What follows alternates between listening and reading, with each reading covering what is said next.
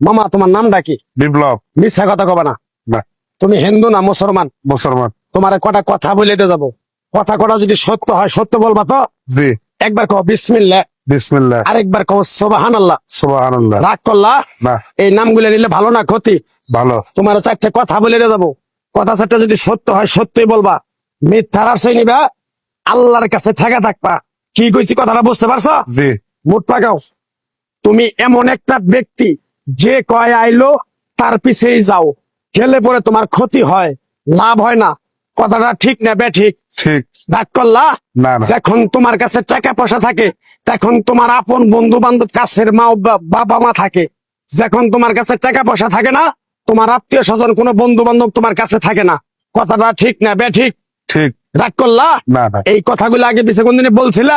না। তুমি মানুষের পিছনে যায় হাজার হাজার টাকা পয়সা নষ্ট করো, তোমার পিছনে এসে কেউ 10টা টাকা ক্ষতি করে না।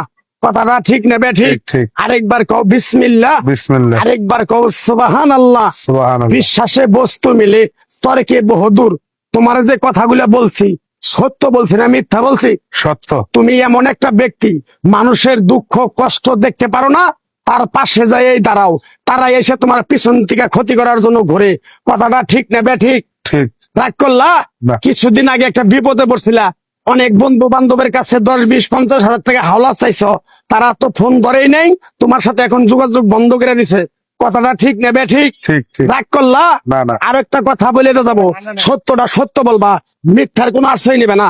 মিথ্যার আশ্রয় নিবা, আল্লাহর কাছে ঠেকে থাকবা। কথাটা কি কইছি বুঝতে পারছো? জি। রাগ করলা?